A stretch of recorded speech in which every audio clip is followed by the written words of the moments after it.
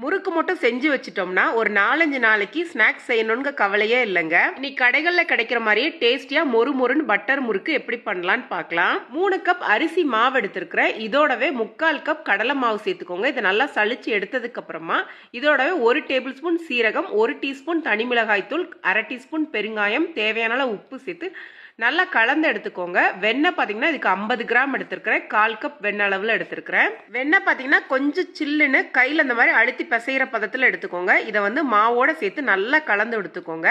இந்த அளவுக்கு நல்லா கலந்து எடுத்ததுக்கு அப்புறமா இதில் தண்ணி சேர்த்து மாவு பிசைய ஆரம்பிச்சிடலாம். பொதுவாகவே முறுக்கு மாவு பார்த்தீங்கன்னா கொஞ்சம் லூஸாக பிசைஞ்சுக்கோங்க. அப்பதான் நம்மளுக்கு புளிஞ்சு எடுக்கிறதுக்கு ஈஸியாக இருக்கும். தேவையான அளவு தண்ணி சேர்த்து நல்லா பிசைஞ்சு எடுத்துக்கோங்க. முறுக்கு மாவு தயாராகிருச்சு. இந்த அளவுக்கு சாஃப்டாக பிசைஞ்சு எடுத்துக்கோங்க. இப்போ நம்ம சுட ஆரம்பிச்சிடலாம். ஈர துணி போட்டு மீதி மாவு உணராம இருக்க மூடி வச்சிருங்க. எண்ணெய் காஞ்சதுக்கு அப்புறமா இந்த மாதிரி ஒரே சுத்தி எடுத்துக்கோங்க. இன்னைக்கு நான் ஸ்டார் அச்சில தான் புளிஞ்சு விடுறேன். 3/4 வாசி வெந்ததுமே நான் இதை எடுத்துடுறேன். முழுசா நான் வேக வைக்கல. கடைகள்ல பாத்தீங்கன்னா 2 வாட்டி எண்ணெயில போட்டு எடுப்பாங்க.